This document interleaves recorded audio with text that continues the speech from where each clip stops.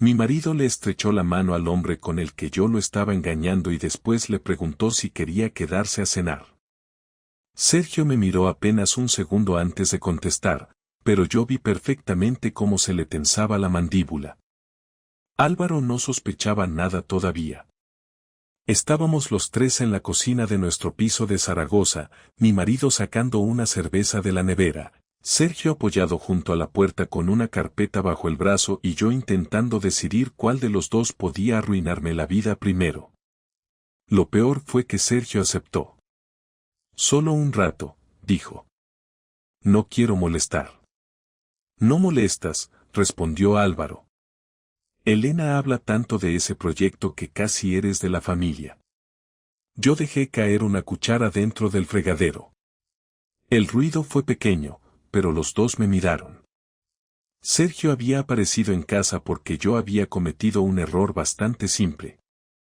Esa tarde habíamos estado revisando unas muestras para la rehabilitación de un edificio antiguo cerca de la Plaza de San Miguel, y al marcharme me llevé por accidente la carpeta donde estaban las mediciones que él necesitaba para una reunión a primera hora del día siguiente.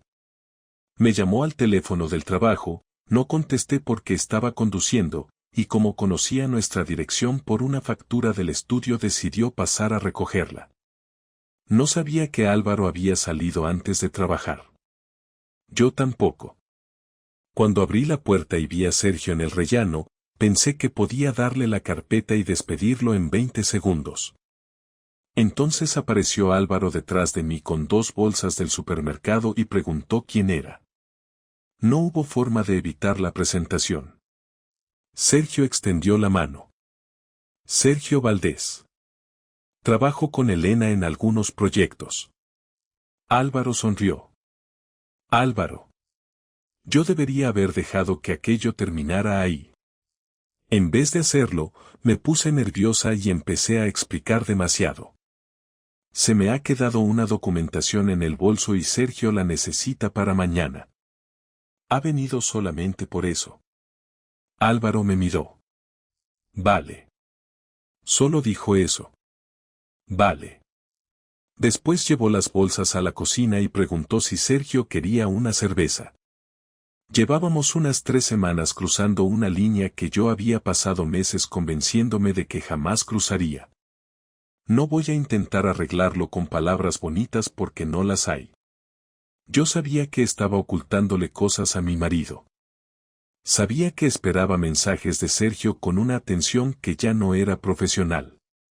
Sabía que había empezado a inventar reuniones para poder verlo sin tener que explicar por qué regresaba tarde.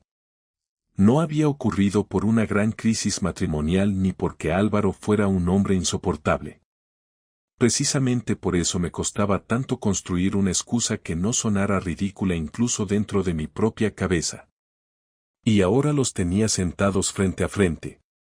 Álvaro cortaba tortilla que había comprado preparada porque había llegado cansado. Sergio hablaba de una obra en el barrio de Las Fuentes. Yo apenas probaba la comida. Lo sorprendente era que se llevaban bien. Eso me puso todavía más nerviosa. ¿Tú eres de Zaragoza?, preguntó Álvaro. De Teruel. Llevo aquí unos 9 años. Entonces ya puedes quejarte del tranvía como un zaragozano. Sergio se rió. Creo que eso lo aprendí el 2.º año. Álvaro también se rió. Yo conocía a mi marido. Cuando estaba incómodo, hablaba menos. Cuando algo le interesaba, hacía preguntas. Aquella noche estaba haciendo muchas preguntas, aunque ninguna parecía peligrosa. Hasta que preguntó cómo nos habíamos conocido. Sergio contestó antes que yo. Por una reforma en un edificio de la calle Manifestación. Yo levanté la cabeza. No era mentira, pero tampoco era la respuesta que yo habría elegido. Siempre le había dicho a Álvaro que Sergio había empezado a colaborar con nosotros después de contactar directamente con mi jefe. Pensaba que habías llegado por Javier, dijo Álvaro. Noté que la garganta se me secaba. Sí.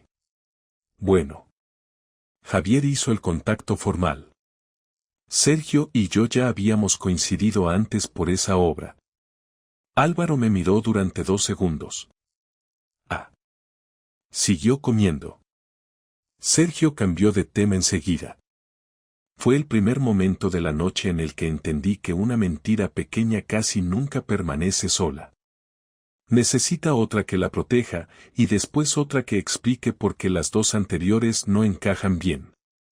10 minutos después ocurrió algo peor. Sergio dejó la cerveza junto al plato y dijo: Por cierto, Elena, al final cambiaron lo del jueves. No tendremos que ir hasta Calatayud. Yo sentí un golpe seco en el estómago. Álvaro levantó la vista. ¿Calatayud? Sergio tardó medio segundo en darse cuenta. Yo había dicho en casa que el jueves tenía una presentación con un posible cliente en Huesca. Sí, dije rápidamente. Era una de las posibilidades. Álvaro apoyó el tenedor. A mí me dijiste Huesca. Sergio miró su plato. Yo intenté sonreír. Porque al principio era Huesca. Luego hablaron de Calatayud. Lo están cambiando todo continuamente. Álvaro no respondió. El silencio duró muy poco, pero ya no era el mismo silencio de antes. Sergio terminó la cerveza en pocos minutos y dijo que debía marcharse. Yo fui con él hasta la puerta. Álvaro se quedó recogiendo los platos. Cuando abrí, Sergio salió al rellano y esperó a que yo diera un paso fuera. Esto no está bien, susurró. Ya lo sé. No hablo de nosotros. Hablo de seguir improvisando mentiras delante de él. Baja la voz. Sergio miró hacia el interior del piso. Te está haciendo preguntas. Porque has dicho 2 cosas que no tenías que decir. Su cara cambió. No me habías dicho que le mentía sobre los sitios. Aquello me enfadó porque tenía razón. Vete, Sergio. Elena. Por favor. Se marchó por las escaleras en lugar de esperar el ascensor. Cerré la puerta y me quedé unos segundos con la mano sobre el picaporte antes de regresar a la cocina. Álvaro estaba de espaldas a mí, guardando un plato. Parece buen tío, dijo. Lo es. Y bastante despistado. No contesté. Él cerró el armario y se giró. Huesca. Calatayud. Calle Manifestación. Javier. Álvaro, no empieces. No estoy empezando nada. Entonces no hagas una lista como si estuvieras interrogándome. Me observó sin enfadarse. Eso me molestó más que una discusión. Solo intento entender por qué cada vez que ese hombre habla descubro una versión diferente de algo que tú ya me habías contado. Porque estás buscando diferencias. No las estoy buscando. Están saliendo solas. Me crucé de brazos. He tenido una semana horrible. No pienso discutir por una reunión que ni siquiera está confirmada. Álvaro secó sus manos con un paño. Vale. Otra vez aquella palabra. Pasó junto a mí y fue al salón. Yo pensé que había terminado. A las 11:20 nos acostamos sin volver a mencionar a Sergio. Álvaro leyó unos minutos y apagó la luz. Yo seguí despierta mirando el techo, repasando cada respuesta de la cena, intentando recordar si alguna otra cosa podía contradecir lo que llevaba semanas contando en casa. A la mañana siguiente, Álvaro salió antes que yo. No dijo nada extraño. Me dio un beso en la mejilla. Cogió las llaves del coche. Bajó al garaje. 20 minutos después me llamó desde la calle. Elena. Su voz sonaba distinta. ¿Qué pasa? Anoche Sergio vino directamente desde el trabajo, ¿verdad? Me quedé quieta con una taza en la mano. Sí. ¿Por qué? Hubo unos segundos de silencio. Porque acabo de encontrar algo debajo del asiento del copiloto de tu coche. Y entonces entendí exactamente qué había encontrado. Cuando Álvaro dijo que había encontrado algo debajo del asiento del copiloto, no necesité preguntarle qué era porque recordé enseguida el momento exacto en que Sergio lo había perdido. 2 días antes habíamos ido juntos a revisar materiales a una nave de recuperación de azulejos en Utebo, y antes de bajar del coche él se había quitado del cinturón una pequeña cinta métrica metálica que llevaba grabadas sus iniciales y la había dejado entre los 2 asientos porque le molestaba al conducir de vuelta. Yo había pensado devolvérsela en el estudio y después se me olvidó por completo. Álvaro no sabía nada de aquel viaje porque yo le había dicho que había pasado toda la tarde preparando presupuestos en la oficina, y mientras sostenía la taza frente a la encimera comprendí que no tenía una explicación que pudiera arreglar las 2 versiones a la vez. Él seguía esperando al otro lado de la llamada, sin levantar la voz, hasta que finalmente preguntó por qué la cinta de Sergio estaba en mi coche si, según yo, apenas coincidíamos fuera del estudio y él había llegado a nuestra casa directamente desde su trabajo. Le respondí que Sergio había dejado allí algunas herramientas después de una visita de obra que habíamos hecho con más compañeros. Pero Álvaro conocía demasiado bien mi forma de improvisar y me preguntó inmediatamente quién había ido con nosotros. Mencioné a Nuria y a Javier porque eran los primeros nombres que se me ocurrieron, y entonces escuché cómo respiraba despacio antes de contestar que podía preguntárselo a cualquiera de los 2 si aquello era tan sencillo como yo decía. Le dije que estaba comportándose como un policía y que no tenía derecho a llamar a mis compañeros para comprobar cada detalle de mi trabajo, pero esa defensa solo empeoró las cosas porque hasta ese momento él no había hablado de llamar a nadie. Álvaro respondió que únicamente había hecho una pregunta, mientras que yo ya estaba defendiendo una mentira que él todavía no había acusado de ser mentira.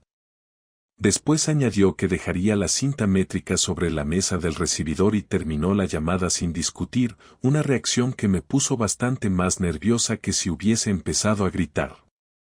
Aquella mañana llegué al estudio antes que nadie y esperé a Sergio junto a la puerta trasera del local. Cuando apareció, le conté lo ocurrido y me pidió que repitiera exactamente qué había dicho a Álvaro. Cuanto más hablaba, más serio se ponía, hasta que me preguntó si mi marido conocía la matrícula de su coche, si sabía dónde trabajaba habitualmente y si yo le había mencionado alguna vez las obras que visitábamos juntos. Me molestó el tono porque parecía que estábamos preparando una defensa después de cometer un delito, cuando lo que realmente necesitábamos era dejar de mentir y tomar una decisión, pero ninguno de los 2 propuso hacerlo.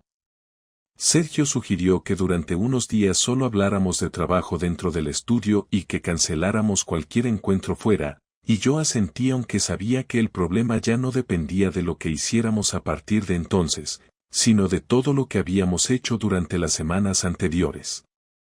Álvaro no me escribió en toda la mañana. Tampoco apareció en mi trabajo ni llamó a Javier, al menos que yo supiera, y durante unas horas empecé a creer que la cinta métrica sería solamente otra discusión pendiente.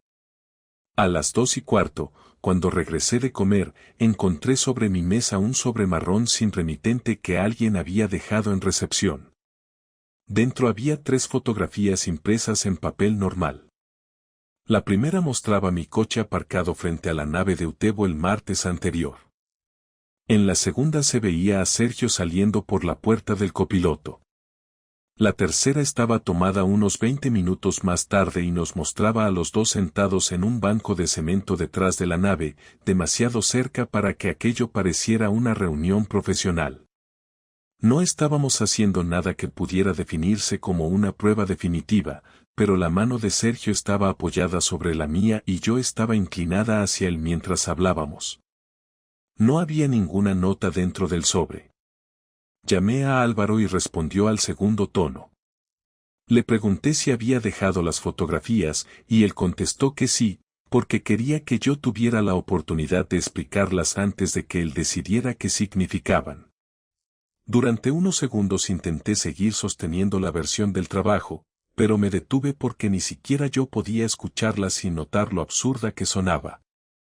Álvaro me preguntó dónde estaba exactamente el día anterior entre las 6 y las 7 de la tarde, antes de que Sergio apareciera en nuestra casa, y respondí que en el estudio.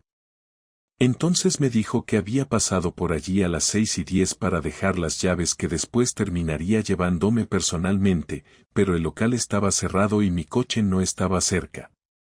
Aquello significaba que llevaba observando las inconsistencias desde antes de la cena y que la invitación a Sergio no había sido tan espontánea como yo había pensado. ¿Dónde estabas?, preguntó. Le dije que necesitaba hablarlo en casa. No te he preguntado cuándo quieres hablarlo. Me apoyé en el borde de la mesa y cerré los ojos unos segundos antes de admitir que había estado con Sergio. Álvaro preguntó dónde, y le dije la verdad. Por primera vez aquella semana, habíamos ido a un pequeño almacén que Sergio alquilaba en un polígono de Cuarte de Huerva para guardar muestras, planos antiguos y material de obra. No era una vivienda, no era un hotel y no tenía nada preparado para recibir a nadie. Había estanterías industriales, cajas etiquetadas y una mesa plegable donde él trabajaba algunas tardes. Álvaro permaneció callado y después preguntó por qué necesitábamos estar allí solos durante casi 2 horas si el proyecto podía revisarse perfectamente en el estudio. No contesté. Esa ausencia de respuesta fue suficiente. Él terminó la llamada y durante el resto de la tarde no pude localizarlo. A las 6:30 salí del trabajo y conduje directamente a casa, pero su coche no estaba en el garaje. Paula estaba con mi hermana porque tenía clase de pintura cerca de su casa, así que subí sola y encontré la puerta del dormitorio abierta. Encima de la cama había una mochila de Álvaro, varias camisas dobladas y el neceser que utilizaba cuando pasaba alguna noche fuera por trabajo. Mientras intentaba llamarlo otra vez, escuché la cerradura de la entrada y fui al pasillo convencida de que por fin iba a poder hablar con él. Álvaro entró acompañado de Sergio.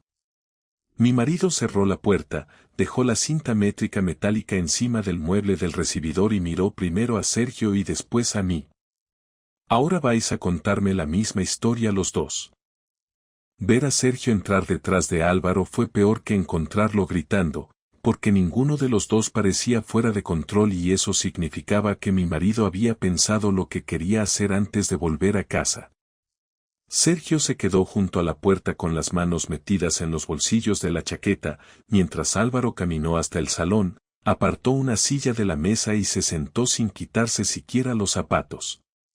Yo seguía de pie en el pasillo intentando entender cómo habían terminado juntos, y antes de que pudiera preguntar, Álvaro explicó que había ido al despacho donde Sergio trabajaba por las tardes. Había esperado a que saliera y le había dicho que ya sabía suficiente como para exigir una conversación cara a cara.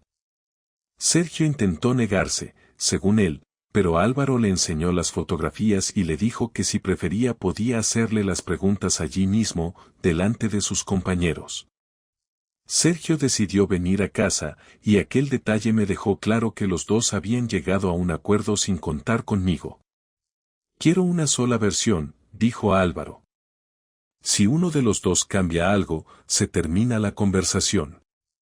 Yo me senté frente a él, pero Sergio permaneció de pie. Álvaro empezó por el martes de Utebo. Preguntó quién había propuesto ir, cuánto tiempo estuvimos allí y por qué no aparecía nadie más del estudio en las fotografías. Yo respondí que habíamos ido por trabajo y que después nos quedamos hablando, pero Sergio añadió que llevábamos semanas buscando momentos para estar solos. Giré la cabeza hacia él porque no esperaba que empezara confesando de aquella manera, y Sergio sostuvo mi mirada apenas un instante antes de decir que ya no iba a mentir. Álvaro no reaccionó con sorpresa, simplemente preguntó desde cuándo. Yo dije que desde septiembre, mientras Sergio respondió que desde finales de agosto. Esa diferencia cayó sobre la mesa con una precisión desagradable, y mi marido señaló que llevábamos menos de 5 minutos y ya teníamos 2 fechas distintas. Intenté explicar que en agosto solamente hablábamos y que para mí aquello todavía no había empezado, pero Álvaro preguntó qué significaba exactamente empezar. No quise responder delante de Sergio, aunque resultaba absurdo fingir pudor cuando la conversación existía precisamente por lo que yo había ocultado. Sergio habló antes. Nos besamos por primera vez el 30 de agosto. Álvaro miró hacia mí. Yo confirmé con la cabeza. ¿Y después? Le dije que nos habíamos visto fuera del trabajo varias veces. No entré en detalles, y Álvaro tampoco los pidió. Quería saber fechas, lugares y mentiras concretas, algo que hacía la situación más difícil porque no me permitía esconderme detrás de frases generales. Le conté lo de Cuarte, una comida en una cafetería pequeña de la carretera de Logroño y 2 tardes en las que habíamos paseado por una zona comercial fingiendo que esperábamos reuniones diferentes. Admití también que el jueves de Huesca nunca había existido. Sergio corrigió otro punto y explicó que sí había una reunión prevista aquella semana, pero en Calatayud, y que la habíamos cancelado 2 días antes. Álvaro abrió una libreta que llevaba en el bolsillo de la chaqueta y anotó algo. Aquel gesto me indignó de una forma que no tenía derecho a sentir, y le pregunté si estaba preparando un expediente sobre mí. Estoy intentando saber qué parte de mi último mes fue real, respondió. No supe qué decir. La conversación cambió cuando Álvaro preguntó directamente si yo estaba enamorada de Sergio. Hasta entonces podía responder con hechos, pero aquello me obligaba a decir algo que ni yo había ordenado bien. Miré a Sergio y cometí el error de hacerlo demasiado tiempo. Álvaro lo vio, apoyó el bolígrafo y me preguntó por qué necesitaba buscar la respuesta en la cara de otro hombre. Le dije que no sabía si estaba enamorada, que estaba confundida y que todo había avanzado más de lo que esperaba. Él me cortó antes de terminar y dijo que la confusión no explicaba las mentiras organizadas, porque yo había cambiado horarios, lugares y nombres con suficiente claridad como para saber exactamente qué estaba escondiendo. Sergio intervino diciendo que parte de la culpa era suya, y Álvaro se volvió hacia él con una calma que por primera vez pareció a punto de romperse. No necesito que me repartas mi matrimonio en porcentajes. Sergio bajó la vista. Tienes razón. ¿Tú sabías que estaba casada?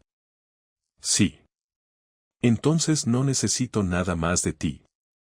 Sergio preguntó si debía marcharse, pero Álvaro respondió que todavía faltaba una cosa.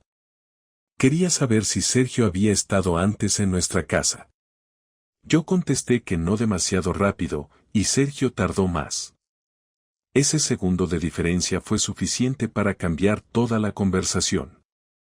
Álvaro se levantó, miró a Sergio y repitió la pregunta. Sergio acabó admitiendo que había entrado una vez, a mediados de septiembre, cuando Álvaro estaba trabajando y Paula dormía en casa de mi hermana. Yo había olvidado completamente aquel día porque había durado menos de media hora y Sergio solamente había venido a dejar unas muestras que después llevamos al estudio, pero ya no importaba el motivo. Álvaro me preguntó si lo había hecho pasar al salón donde estaban nuestras fotos familiares y si había utilizado la taza azul que Paula le había regalado por su cumpleaños.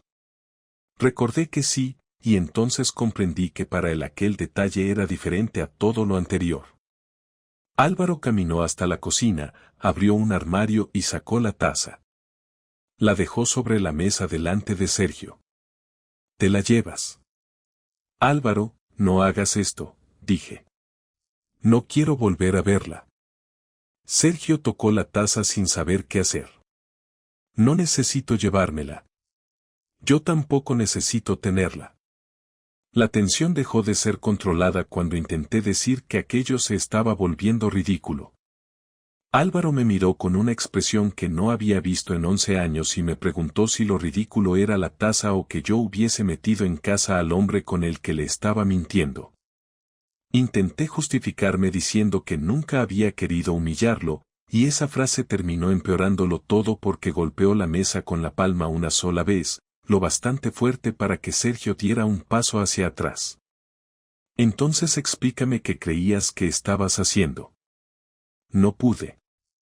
Álvaro recogió la mochila del dormitorio y regresó al salón. Me dijo que aquella noche dormiría en casa de su hermano y que Paula se quedaría con mi hermana hasta el día siguiente, porque no quería que nos viera discutir. Después miró a Sergio y le pidió que se marchara. Sergio dejó la taza sobre la mesa de nuevo, pero Álvaro la tomó, se la puso entre las manos y abrió la puerta. Cuando nos quedamos solos, pensé que por fin iba a decirme si quería separarse. En lugar de hacerlo, Álvaro sacó de la mochila una carpeta transparente, la dejó frente a mí y dijo que todavía no había llegado a la parte que más le preocupaba. Dentro había una copia de un contrato firmado por mí 3 semanas antes. El contrato que Álvaro dejó delante de mí era el alquiler de un pequeño local en la calle San Vicente de Paúl que yo había reservado 3 semanas antes para montar un espacio propio de restauración y venta de piezas, y aunque el documento no tenía relación directa con Sergio, contenía algo que yo había evitado mencionar en casa porque sabía exactamente cómo iba a reaccionar mi marido. Había entregado 6.000 euros como señal y garantía utilizando dinero de nuestra cuenta común, convencida de que podría reponerlo en cuanto cobrara 2 trabajos pendientes, y además había firmado una autorización para que los primeros meses del alquiler se cargaran en esa misma cuenta. Álvaro había descubierto el movimiento bancario al revisar los gastos después de encontrar la cinta métrica, y aquello convirtió una infidelidad que ya era difícil de explicar en un problema económico que afectaba directamente a los dos. Me preguntó por qué había sacado aquella cantidad sin consultarle, y yo intenté decir que el proyecto era una oportunidad que no podía dejar pasar, pero él señaló una cláusula donde aparecía Sergio como técnico responsable de la adecuación del local. En ese momento comprendí por qué había llevado el contrato a la conversación y por qué su enfado había cambiado cuando lo encontró. Le expliqué que Sergio no era socio, que solamente iba a encargarse de revisar las instalaciones y que yo había pagado la señal porque el propietario no quería esperar.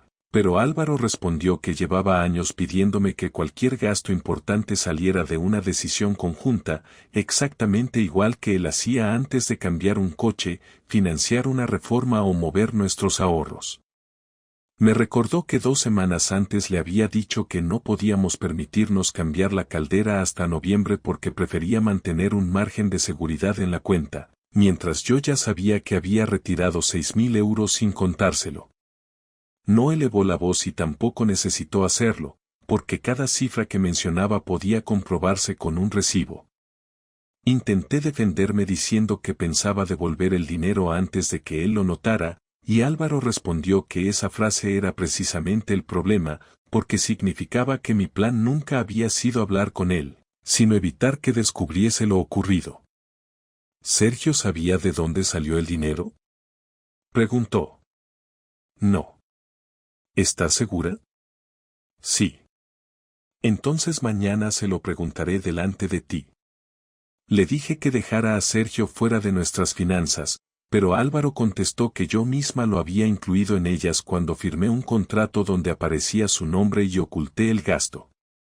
Después abrió la aplicación del banco en su propio teléfono y me enseñó algo que no esperaba. Había transferido exactamente la mitad del saldo restante de nuestra cuenta conjunta a una cuenta personal que utilizaba desde antes de casarnos. No había vaciado nada, no había tocado mi nómina y tampoco había cancelado pagos domésticos, había calculado la mitad exacta del dinero disponible después de descontar los recibos pendientes de ese mes. También había cambiado la domiciliación de su sueldo para que, a partir de entonces, no entrara automáticamente en la cuenta compartida. Aquella fue su primera represalia real, y lo que más me dolió fue que no tenía nada teatral. Podía ver la cifra en la pantalla y entender perfectamente lo que significaba. Hasta que decidamos qué hacemos, cada uno administra lo suyo, dijo. No puedes decidir eso tú solo. Tú decidiste sola gastar 6.000 euros. Era para trabajar. Entonces podrás demostrar que funciona con tu dinero. Quise decirle que estaba castigándome, pero me detuve porque sabía cuál sería su respuesta. Álvaro siguió explicando que al día siguiente iría conmigo a hablar con el propietario del local para retirar su nombre de cualquier referencia financiera, ya que yo había utilizado una cuenta común para garantizar el primer pago.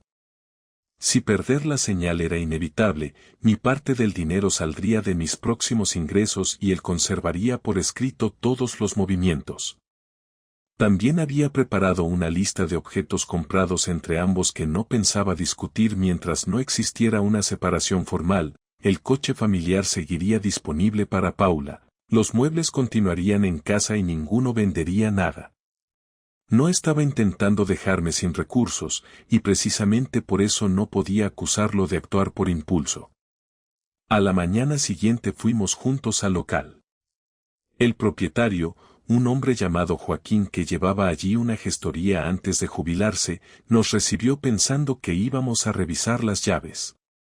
Álvaro pidió una copia de todos los documentos asociados al alquiler y preguntó si era posible sustituir la cuenta bancaria antes del primer cobro. Yo estaba a su lado mientras Joaquín imprimía una modificación contractual y me indicaba dónde firmar. Álvaro no dijo una sola palabra sobre Sergio ni sobre nuestra situación personal, pero cuando llegó el momento de introducir un nuevo número de cuenta, deslizó el bolígrafo hacia mí. «Pon la tuya». Lo hice. Después me pidió las 2 tarjetas vinculadas a nuestra cuenta conjunta. Le entregué una en el mismo local y la otra estaba en casa, así que al regresar la busqué en un cajón de la cocina y se la dejé sobre la mesa. Álvaro tomó unas tijeras, cortó ambas tarjetas por la zona del chip y colocó los pedazos dentro de un sobre para llevarlos al banco. Aquello fue más difícil de soportar que cualquier insulto porque podía tocar las consecuencias con las manos. Durante años habíamos pagado desde el mismo sitio sin preguntarnos quién había puesto 20 euros más o 30 menos, y ahora 2 rectángulos de plástico cortados en 4 partes marcaban que esa costumbre había terminado. Todavía faltaba algo. Álvaro sacó de una bolsa varias cajas pequeñas que reconocí enseguida.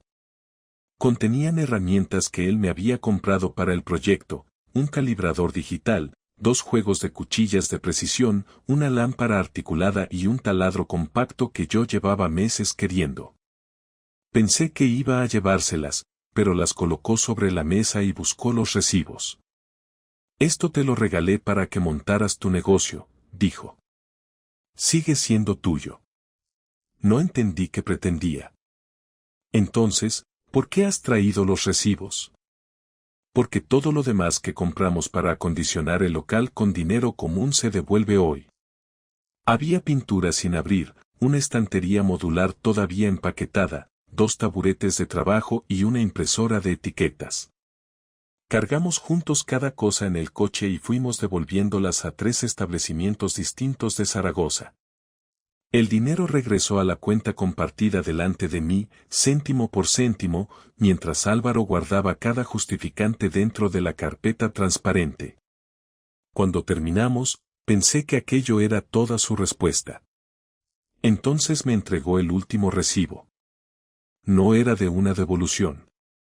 Era de un trastero alquilado durante 3 meses a nombre de Álvaro, y en la descripción figuraba una lista de cajas que ya había sacado de nuestro dormitorio aquella misma mañana.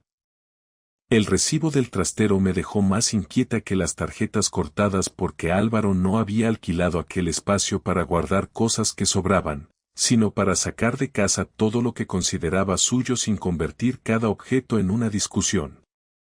Cuando regresamos al piso fui directamente al dormitorio y abrí el armario.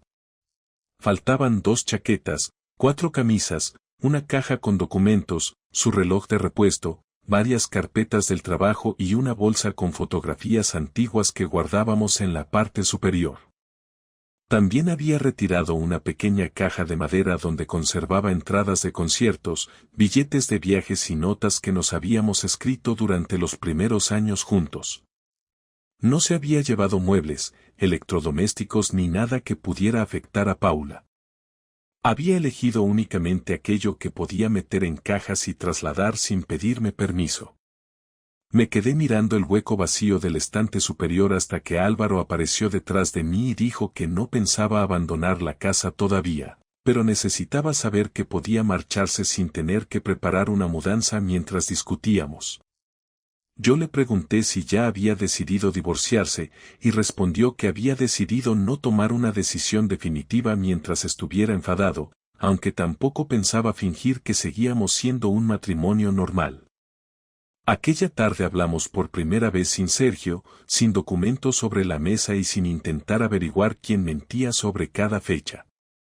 Álvaro me preguntó qué quería realmente, y tardé demasiado en responder porque durante semanas había disfrutado de no tener que elegir. Había querido mantener mi casa, mi hija, mi rutina y al mismo tiempo tener una relación escondida que existía solo cuando me convenía. Decirlo en voz alta sonaba bastante peor que pensarlo. Le confesé que no tenía un plan para dejarlo, que nunca había hablado con Sergio de construir una vida juntos y que tampoco podía afirmar que lo nuestro fuera simplemente una distracción porque había buscado esos encuentros de manera consciente. Álvaro escuchó sin interrumpirme hasta que mencioné que me había sentido diferente con Sergio, y entonces preguntó qué significaba exactamente diferente. No pude esconderme detrás de una palabra general, así que le expliqué que con Sergio no tenía que discutir colegios, gastos, horarios, compras, familiares ni tareas domésticas, y que por eso todo resultaba más sencillo. Álvaro soltó una risa breve, sin humor, y me preguntó si de verdad estaba comparando 11 años de convivencia con unas horas robadas en las que ninguno de los dos tenía que hacerse responsable de nada. Cuando lo dices así, suena horrible, admití. No necesito hacerlo sonar de ninguna manera, Elena. Necesito que escuches lo que estás diciendo. Esa frase fue peor que un reproche largo porque tenía razón. Yo había utilizado como explicación precisamente aquello que hacía injusta la comparación. Sergio conocía la versión de mí que llegaba sin problemas concretos y podía marcharse antes de que aparecieran. Álvaro conocía las facturas, las reuniones del colegio, mis malas semanas en el trabajo y las veces que yo decía estar cansada y después me sentaba media hora a contarle un problema que él ya había escuchado 2 veces. Durante la conversación sentí por primera vez algo diferente al miedo de perderlo. Sentí vergüenza por haber esperado que él entendiera una situación que yo misma no podía defender sin reducir nuestra vida a una lista de obligaciones. Le pregunté si quería que terminara cualquier contacto con Sergio y me respondió que esa decisión ya no podía ser una condición que él me impusiera. Si yo necesitaba que mi marido me ordenara dejar de ver al hombre con el que lo había engañado, entonces la respuesta llegaba demasiado tarde. Al día siguiente llamé a Sergio desde el estudio y le pedí que viniera a la sala de reuniones. No quería hacerlo en un café ni en ningún sitio donde pudiéramos alargar la conversación. Le dije que aquello terminaba, tanto lo personal como cualquier colaboración directa conmigo, y que hablaría con Javier para reorganizar los proyectos pendientes. Sergio se quedó callado un momento y después preguntó si era una decisión mía o una exigencia de Álvaro. Le respondí que era mía. Entonces hizo una pregunta que no esperaba. Si Álvaro te dijera hoy que el matrimonio ha terminado, ¿me llamarías mañana? No respondí enseguida. Sergio asintió. Eso es lo que necesitaba saber. Se levantó y salió de la sala. Aquello me dejó bastante claro que tampoco había sido justa con él. Yo le había permitido creer que existía una posibilidad real mientras evitaba decidir nada. Por la tarde se lo conté a Álvaro, esperando quizá algún cambio en su expresión, pero solamente preguntó si el trabajo quedaba resuelto y si aquello afectaría a mis ingresos. Le dije que no. Después hablamos de Paula y acordamos mantenerla fuera de cualquier explicación detallada. Ella sabía que estábamos discutiendo más de lo habitual y que su padre había dormido algunas noches en casa de su hermano, pero no necesitaba conocer los motivos. Álvaro insistió en que ninguno utilizaría a nuestra hija para mandar mensajes ni preguntaría qué hacía el otro cuando estuviera con ella, y acepté sin discutir. La conversación definitiva ocurrió 5 días después, un domingo por la tarde, cuando Paula estaba en el cumpleaños de una compañera. Álvaro había pedido cita con una mediadora familiar y ya llevaba una lista escrita de asuntos prácticos. Me dijo que no había presentado ninguna demanda y que todavía podía esperar unas semanas, pero no quería continuar compartiendo dormitorio. Dormiría en la habitación pequeña y dividiríamos algunos gastos mientras decidíamos si la separación sería temporal o definitiva. Después añadió algo que me obligó a dejar de pensar en trámites. No sé si puedo volver a confiar en ti, y no voy a prometer que quiero intentarlo. Le pregunté si todavía me quería. Álvaro tardó bastante en responder. Sí, pero eso no resuelve lo que hiciste. Fue la primera vez desde que empezó todo que lloré delante de él sin intentar utilizar el llanto para detener una conversación. No le pedí que me abrazara y él tampoco se acercó. Le dije que entendía si quería terminar, pero que si existía alguna posibilidad de reparar el matrimonio yo estaba dispuesta a asumir las consecuencias sin pedirle que olvidara nada. Álvaro respondió que no quería promesas hechas por miedo a perder la casa o la familia. Quería tiempo, hechos y distancia suficiente para decidir sin que yo tratara de dirigir el resultado. Antes de que Paula regresara, llevó otra caja al trastero. Esta vez no contenía ropa ni documentos. Dentro estaban nuestras alianzas, guardadas por separado en 2 sobres pequeños, y Álvaro me dijo que todavía no sabía cuál de las 2 volvería a salir de aquella caja. Las alianzas permanecieron en el trastero durante 9 días, y durante ese tiempo Álvaro y yo vivimos en el mismo piso con una organización que habría parecido absurda unas semanas antes. Él dormía en la habitación pequeña, yo seguía en el dormitorio y Paula tenía prohibido entrar en cualquier discusión que pudiera empezar entre nosotros, de modo que los temas importantes los hablábamos cuando ella estaba en clase, con mi hermana o haciendo alguna actividad. Álvaro dejó de preguntarme dónde iba y con quién, pero aquella libertad no se parecía a lo que yo había imaginado cuando empezaron mis mentiras, porque ya no significaba confianza, sino que él había dejado de sentirse responsable de vigilar algo que consideraba roto. Yo trabajaba, volvía a casa y encontraba 2 cenas separadas en la nevera o una nota sobre un recibo pendiente, y cada uno hacía lo necesario sin utilizarlo como excusa para iniciar conversaciones personales. Sergio cumplió su palabra y dejó de contactar conmigo salvo por un correo que envió a Javier para cerrar los asuntos profesionales pendientes. No volví a responderle.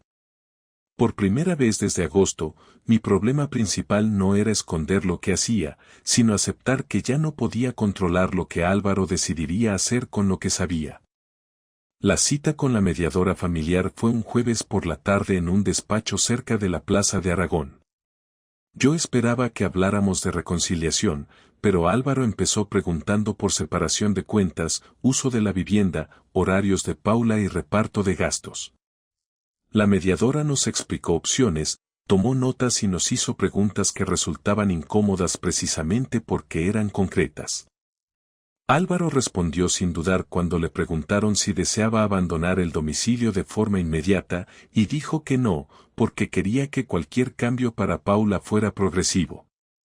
Cuando le preguntaron si consideraba que el matrimonio estaba terminado, tardó bastante más. Yo lo miré mientras él mantenía las manos apoyadas sobre las piernas y evitaba mirarme.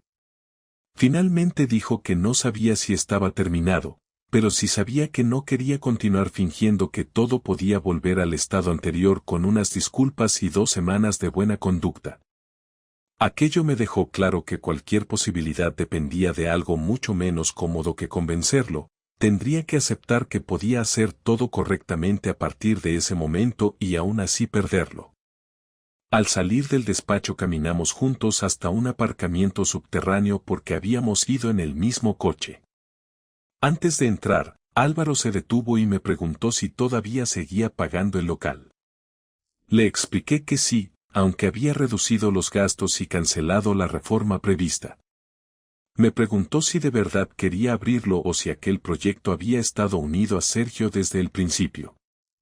La respuesta me costó más que otras confesiones porque implicaba reconocer algo que yo misma había mezclado. Le dije que el local había sido idea mía, pero que había utilizado la emoción de hacer algo nuevo como parte de la misma vida paralela que estaba construyendo con Sergio.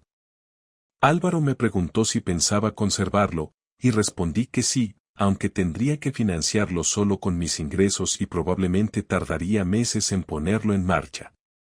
Por primera vez desde la confrontación, él no hizo una pregunta relacionada con la traición, sino con lo que yo pensaba hacer después. Entonces hazlo bien, dijo. ¿Eso significa que quieres que sigamos? Significa que el local es tuyo y que no deberías convertirlo en otra mentira. No obtuve nada más. 3 días después ocurrió la conversación que decidió nuestro matrimonio. Paula estaba pasando la tarde con una prima y Álvaro me pidió que me sentara en el salón. No llevaba papeles, no había preparado una lista y tampoco tenía aquella expresión fría que había utilizado durante los primeros días.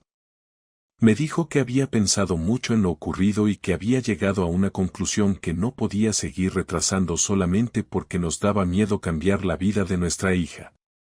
Quería separarse.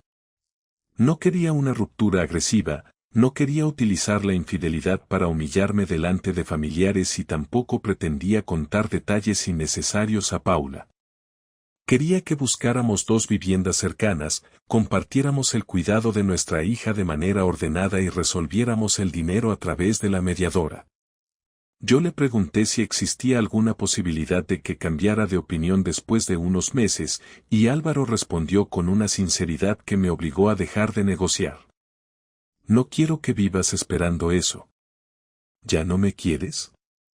Te quiero, pero no quiero seguir casado contigo. Aquella respuesta fue suficiente. Durante días había pensado que el peor resultado sería que dejara de sentir algo por mí, pero entendí que podía quererme y decidir igualmente que no aceptaba continuar. Le pedí perdón otra vez, esta vez sin añadir explicaciones, y le dije que no discutiría la separación ni intentaría utilizar a Paula para mantenerlo cerca. Álvaro asintió, se quedó sentado unos segundos y después me contó que había ido esa misma mañana al trastero. Sacó del bolsillo mi alianza y la dejó sobre la mesa. Pensé que quería devolvérmela, pero me dijo que era mía y que debía decidir qué hacer con ella. La suya continuaría guardada allí hasta que termináramos los trámites, porque no quería tirarla ni convertirla en un objeto de castigo. Cogí mi anillo y lo guardé en un pequeño cajón del dormitorio. No volví a ponérmelo. Las siguientes 2 semanas fueron prácticas y desagradablemente normales. Encontramos un piso para Álvaro a menos de 15 minutos, organizamos los gastos de Paula y preparamos una explicación sencilla para ella. Le dijimos que sus padres iban a vivir en casas distintas y que nada de aquello era responsabilidad suya. Hizo muchas preguntas, algunas difíciles y otras muy concretas, como dónde tendría sus libros, qué días podría llevar el patinete a casa de su padre y si seguiríamos celebrando su cumpleaños juntos. Respondimos lo que sabíamos y evitamos prometer lo que todavía no habíamos decidido. Cuando Álvaro trasladó las últimas cajas, yo lo ayudé a bajar algunas hasta el coche. No hubo despedida solemne ni una última discusión. Antes de marcharse revisó 2 veces que Paula tuviera preparada la mochila para el día siguiente y me recordó una cita del dentista que yo ya tenía apuntada. Lo que aprendí durante aquel mes no fue que una mala decisión destruyera automáticamente todo, porque lo que hice no había sido una sola decisión. Habían sido muchas decisiones pequeñas que necesitaban otras mentiras para seguir funcionando. También entendí que pedir perdón no obligaba a nadie a aceptar las condiciones que yo prefería después de haber causado el problema. Álvaro no intentó arruinarme, no buscó vengarse públicamente y no convirtió la separación en una competición. Su respuesta fue retirar su dinero, proteger sus cosas, terminar la confianza económica que yo había utilizado mal y marcharse cuando decidió que no quería seguir. Esa fue la consecuencia que más me costó aceptar porque no podía acusarlo de exagerar. El último día de octubre fui sola al local de San Vicente de Paúl, abrí la persiana y pasé varias horas limpiando las estanterías que había decidido conservar. Cuando terminé, recibí un mensaje de Álvaro preguntando si podía recoger a Paula media hora antes al día siguiente. Respondí que sí y guardé el teléfono. No había nada más que discutir. Mi matrimonio había terminado dentro del mismo mes en que yo todavía creía que podía ocultar lo que estaba haciendo, y lo único que podía decidir desde entonces era si iba a seguir resolviendo mis problemas con secretos o empezar a vivir de una manera en la que no necesitara inventar una segunda versión de cada día.